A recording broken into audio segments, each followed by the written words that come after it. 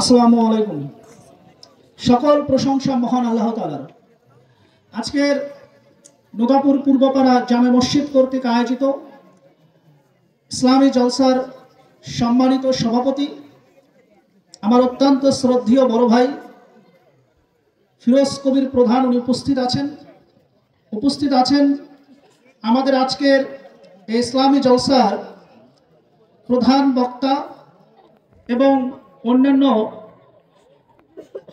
আলেমগণ উপস্থিত রয়েছেন, বিশিষ্ট ব্যক্তিগণ উপস্থিত রয়েছেন, বিশেষ অতিথিবৃন্দ,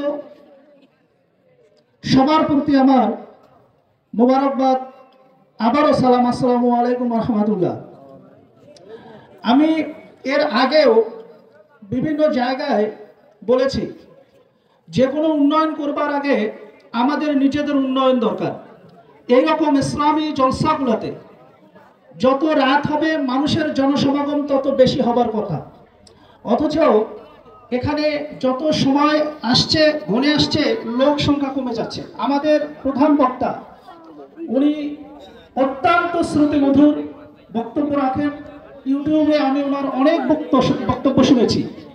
ওনার পবিত্র কোরআন থেকে উনি যে তাফসীর করেন, আমি অসংখ্য বক্তব্য শুনেছি, অনেক ভালো লাগবে। আপনারা এদিক ওদিক ঘোরাফেরা না করে বসেন, আমার বিশ্বাস আপনাদের ভালো লাগবে। আমি শুনেছি, অসংখ্যবার আমি শুনেছি, অনেক শ্রুতিমধুর বক্তা উনি।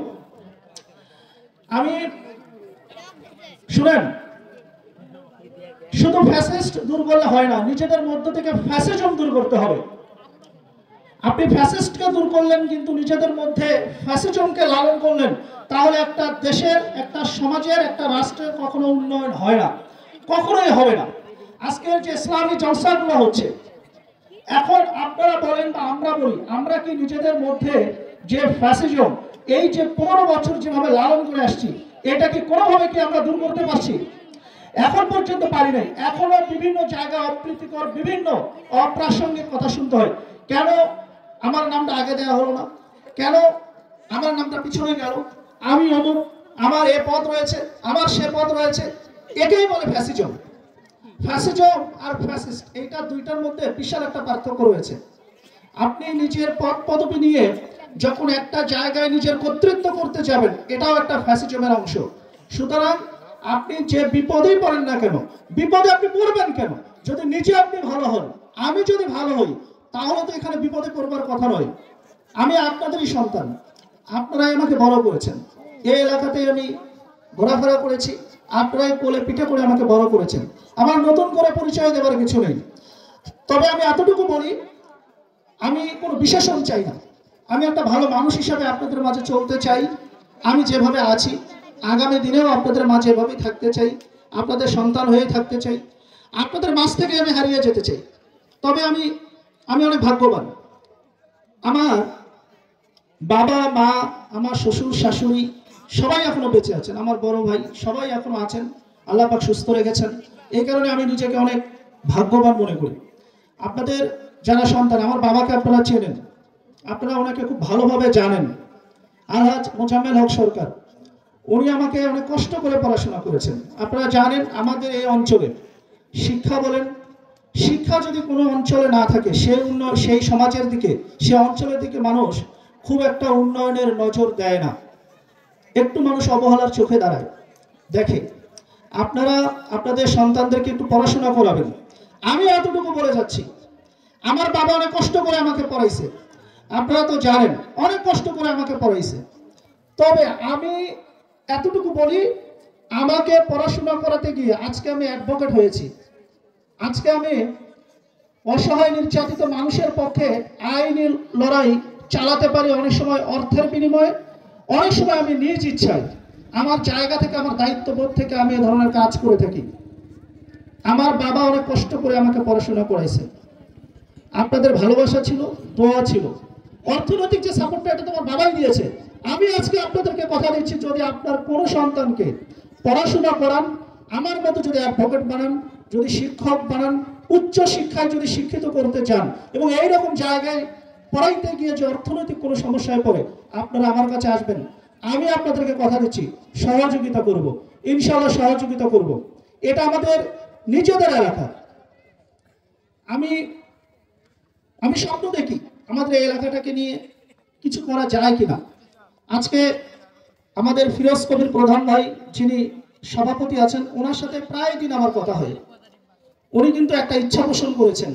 ওনার সাথে আমার যে সম্পর্ক, উনি প্রায় সময় কিন্তু আমাকে ফোন দেয়, বিভিন্ন আইনি বিষয় নিয়ে উনি আমার কাছে জানতে চায় এবং অনেক সময় বসে সে ধরনের কাজ করে নিয়ে আসে। আমিও আপনাদেরকে কথা দিচ্ছি, ওনার জন্য আপনারা দোয়া করবেন, সহযোগিতা করবেন। যদি ওনার ইচ্ছে, মনের আশা যদি আল্লাহ পূরণ করে, আপনাদেরকে যাওয়া লাগবে না। আমি ওনার ঘরে গিয়ে আপনাদের যে দাবি দেওয়া আছে সব কিছু আমি পূরণ করে নিয়ে আসবো। আমি তো দেবই, এলাকার সন্তান হিসেবে আমি সব দেব, যা দেবার উজাড় করে দেব। এখানে কি দেব না দেব এটা এটা মুখে বলা যাবে না, কারণ এটা আমার নিজের মসজিদ, নিজের সমাজ, নিজের এলাকা। সুতরাং এই জায়গাতে ঘোষণা দিয়ে কিছু বলার নাই, প্রতিনিয়তই দেবো। আপনারা আসবেন, শুধুমাত্র মসজিদ কেন, ব্যক্তিগত সমস্যা হোক, যে কারো সামাজিক কোনো ইস্যু হোক, ধর্মীয় কোনো ইস্যু হোক, যে কোনো বিষয় নিয়ে আপনারা আমার কাছে আসেন। শুধু অর্থ দিয়ে যে সহযোগিতা করা যায় তা তো নয়, আমি আপনাদের হয়ে আপনাদের কাতারে সব সময় থাকতে চাই। আপনারা আমাকে নতুন করে বিশেষণ দেবেন না, আমি যাই হই না কেন। আমি তো এতটুকু বিশ্বাস করি, আমি যদি মারা যাই আপনারাই তো আমার জানাজায় দাঁড়াবেন, আপনারাই তো সাক্ষী দেবেন আমি কেমন ছিলাম, আমি ভালো ছিলাম না মানুষ ছিলাম। সুতরাং আপনাদের কাছে গিয়ে, আপনাদের সামনে এসে পদ পদবি বলেন বা বিশেষণ নেবার কি আছে? আমার শেষ যাত্রাটা তো আপনাদের ঘাড়ে করেই হবে। আপনাদের জন্য যদি কিছু করতে না পারি, তাহলে এই জীবনে ব্যর্থতা বলে তো আর কোনো কিছু থাকবে না, আমার জীবনটাই ব্যর্থ হয়ে যাবে। আমি মনে করি যদি কিছু করতে পারি আপনাদের জন্য, আমার ভালো লাগবে। আমি চেষ্টা করব সবসময় আপনাদের পাশে থাকার জন্য, সুখে দুঃখে বিপদে আপদে। যে কোনো সামাজিক অনুষ্ঠান, ধর্মীয় অনুষ্ঠান, যে কোনো সামাজিক উন্নয়নের ক্ষেত্রে আমি সবসময় আপনাদের পাশে থাকবো। আমি এই প্রতিশ্রুতি আপনাদেরকে দিচ্ছি, মন থেকে প্রতিশ্রুতি দিচ্ছি। আপনারা আমার জন্য দোয়া করবেন। আমার পরিবার, আমার বাবা মা, আমার শ্বশুর শাশুড়ি, আমার বড় আব্বা, আমার বড় ভাই, সবার জন্য দোয়া করবেন। আল্লাহ যেন সুস্থ রাখে। সুস্থতা চাইতে আর কোনো কিছু বড় নিয়ামত কোনো কিছু নেই। আমি সুস্থ থাকতে চাই, আমার বিশ্বাস আমি যদি সুস্থ থাকি, আমার মস্তিষ্ক যদি ভালো থাকে, আমার কোনো কিছুর প্রয়োজন হবে না। আপনারা যদি আমাকে ভালোবাসেন, আমার রিজেকের মালিক তো আল্লাহ, পিঁপড়াকে খাওয়ায় আল্লাহ, আমাকেও খাওয়াবে, অবশ্যই খাওয়াবে। সুতরাং আমি আল্লাহর উপরে সবসময় ভরসা করি, তবে আপনাদের ভালোবাসা চাই। আমি যাই হই না কেন, সব সময় আপনাদের কাছে আমি এটাই প্রত্যাশা করি, আপনারা যেন বলেন আমি মানুষ হিসেবে ভালো, আপনাদের সন্তান হিসেবে প্রত্যেকটা জায়গায় আপনারা যেন পরিচয় দিতে একটু আপনাদের মনে যাতে বাধা না আসে যে না এই ছেলে তো খারাপ, এ তো এর গায়ে কলঙ্ক মাখা আছে, এ যেখানেই যাক না কোনো এর কথা বলা যাবে না। এরকম অসংখ্য দেখেছি। আমি চেষ্টা করি সবসময় আমার পেশাগত জায়গা থেকে কখনোই কারো ক্ষতি করার চেষ্টা করি না, কখনোই আমি এটা করার চেষ্টা করি না। আমার এখানে আমার যারা পেশাগত জীবনে যারা সহকারী অনেকেই এখানে রয়েছে, আপনারা জিজ্ঞেস করে দেখতে পারেন, আমার সামনে জিজ্ঞেস করতে হবে না, আমার অগোচরে আপনারা জিজ্ঞেস করে দেখিয়েন। আমি চেষ্টা করি সবসময় অন্যায়ের বিরুদ্ধে, দুর্নীতির বিরুদ্ধে, ন্যায়ের পক্ষে, সততার সহিত। আমি রাস্তায় দাঁড়িয়ে, আমি ফেসবুকে আমি কথা বলি, আমি বিভিন্ন জায়গায় লাইভ করি, অনেক বড় বড় দুর্নীতির বিরুদ্ধে লাইভ করি। দোয়া করবেন ইনশাআল্লাহ এর চাইতে যদি কখনো সুযোগ হয় আরো বড় প্ল্যাটফর্মে গিয়ে আমি এই দুর্নীতির বিরুদ্ধে সবসময় কথা বলবো। আমি সবসময় একটা কথা বলি, দুর্নীতি যেন কোনোদিন আমার কলঙ্কে, আমার চরিত্রে যাতে দুর্নীতির দাগ বা দুর্নীতির কালিমা যাতে না লাগে, এতটুকু বলবেন। আমি আপনাদের সন্তান, সব সময় যেখানেই যান না কেন সন্তান হিসেবে পরিচয় দিতে যাতে আপনারা গর্ববোধ করেন, আমিও চেষ্টা করব সেইভাবে চলাফেরা করার জন্য। আজকে যেহেতু আমার নিজের গ্রামের একটা ইসলামী জলসা, এখানে অনেক মেহমান এখানে আসছেন, আজকের সভাপতি সাহেব আসছেন। আমি ব্যক্তিগতভাবে, যেহেতু উনি পলিটিক্স করেন, আমিও পলিটিক্স করি, কিন্তু উনি জাতীয়তাবাদী দল বিএনপির তালুকখানপুর ইউনিয়ন শাখার সিনিয়র সহ সভাপতি, বর্তমানে পরিষদের দায়িত্বে উনি রয়েছেন। আমি ওনার জন্য, যেহেতু উনি আজকে আমার গ্রামে আসছেন, ওনার জন্য রাজনৈতিক আমি একটা বই নিয়ে আসছি। এই বইটা যদি পড়েন ওনার ভালো লাগবে। পাশাপাশি আমাদের প্রধান বক্তা, উনিও মেহমান, যেহেতু আমার গ্রামে একটা ইসলামী জলসায় উনি আসছেন, ওনার জন্য আমি হাদিসের একটা বই নিয়ে এসেছি। ওনারা যদি আমার কাছ থেকে যদি গ্রহণ করেন, আমি অনেক নিজেকে ধন্য মনে করব। প্লিজ।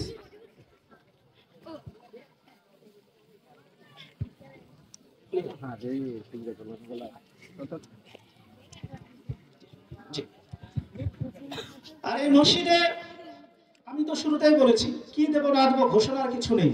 সব সময় দিতে হবে, যতদিন বেঁচে থাকবো, সামর্থ্য যতদিন থাকবে, অর্থ দিয়ে হোক, কথা দিয়ে হোক, কাজে হোক, বিভিন্নভাবে সহযোগিতা করবার যদি মানসিকতা থাকে, শুধু অর্থ দিয়েই নয়, কখনোই অর্থ দিয়ে মানুষকে বিবেচনা করবেন না। আমি শুধু এতটুকু অনুরোধ করবো, নদাপুরের মানুষ এর পরবর্তীতে যে কোনো প্রোগ্রাম করুক না কেন, সামাজিক যে কোনো প্রোগ্রাম করতে যাক, কে কত টাকা দেবে এই হিসেব করে যে আপনারা কাউকে অতিথি করবেন, কাউকে দাওয়াত করবেন, কাউকে দাওয়াত করবেন না, এইটা কোনোদিন ভাববেন না। যাকে প্রাপ্য সম্মান দেওয়ার তাকে প্রাপ্য সম্মান দেবেন। অর্থ কিভাবে আসবে, যারা দেবার তারা দেবে, এগুলো তো আল্লাহ পাক জানে। কিভাবে আসবে এটা আপনি আমি জানি না, এটা আল্লাহ পাক জানে। এই কারণে কোনোদিন নদাপুরের মানুষ অন্তত এই ধরনের কাজ করবে না। আমরা চাই নদাপুরের মানুষ, নদাপুরের তরুণ যারা রয়েছে, আগামী দিন এই সমাজকে প্রতিনিধিত্ব করবে, রাষ্ট্রকে প্রতিনিধিত্ব করবে, এই সমাজকে বিনির্মাণে তাদের একটা ভূমিকা থাকবে। এখন থেকে নিজেদের মধ্যে সে ধরনের সততা, সে ধরনের চেষ্টা, সে ধরনের একাগ্রতা এটা নিজেদের মধ্যে প্রতিষ্ঠিত হবে। আগামী রাষ্ট্রকে অবশ্যই নেতৃত্বের জায়গা থেকে দেখবে নদাপুরের তরুণ সমাজ। আমি এই মসজিদ উন্নয়ন করবে, যেহেতু মসজিদের সাত দ্বারাই হবে, আমি সবসময় দেব। আপাতত আমি এখানে 50,000 টাকা দেব। এবং সেই সাথে আমি গতবার এখানে যখন জলসা হয় তখন বলে গিয়েছিলাম যে আমি কিছু টাকাও দিয়েছিলাম এবং সিমেন্ট, আমি 20 বস্তা সিমেন্ট দিতে চেয়েছিলাম, কিন্তু ছাদের কাজ হয় নাই, যার কারণে ওইটা দেওয়া হয় নাই। আপনারা যখন ছাদের কাজটা শুরু করবেন আমাকে শুধু বলবেন, আমি সেটা পাঠাবো। গতবারে আমি যেটা দিতে চেয়েছিলাম যে সিমেন্ট, আপনারা কাজ করেন না, এই কারণে আমার দেওয়া হয় না। তবে কাজ যখন শুরু করবেন, সিমেন্ট তো আগে দেওয়া যায় না, ওইটা দিলে তো নষ্ট হয়ে যাবে। সুতরাং আপনারা যখন কাজ করবেন আমাকে বলবেন, আমি ওটা দেবো। আজকে 50,000 টাকা আমি দিচ্ছি। এরপরে বলে যাচ্ছি, আমি সব সময় দেবো।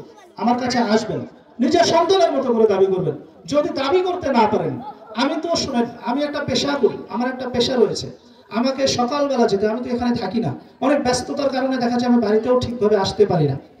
আমি সকালবেলা যাই, আবার সন্ধ্যায় আসি, আবার চেম্বারে বসতে হয়, বিভিন্ন ব্যস্ততা থাকতে হয়। আজকে সভাপতি মহোদয় আছেন, উনি জানেন, উনি ওতপ্রোতভাবে জড়িত। আমরা প্রতিদিন দুইবার তিনবার করে কথা বলি, উনি জানেন কতটা ব্যস্ত থাকি। এতটা ব্যস্তর মধ্যে আমার আমার আমার শুধু দেহটা পড়ে থাকে সেখানে, আমার কর্মস্থলে, কিন্তু আপনাদের কাছেই আমার মনটা থাকে। কারণ আমি তো দিন যাচ্ছে, বয়স তো বেড়ে যাচ্ছে, একটা সময় তো বার্ধক্যে আমরাও যাব, বয়স বাড়বে, বুড়ো তো হবো, সেই সময় তো আপনারা ছাড়া আমাদের আর কেউ নেই। সুতরাং দোয়া করবেন আমার জন্য, আপনারা সবাই ভালো থাকবেন। আমার বাবা মার জন্য দোয়া করবেন, আমার পরিবারের জন্য দোয়া করবেন। আমিও মন খুলে আপনাদের জন্য দোয়া করব এবং যেখানেই যাব আপনাদের জন্য দোয়া করবার জন্য বলবো। সবাই ভালো থাকবেন। আসসালামু আলাইকুম ওয়া রাহমাতুল্লাহ।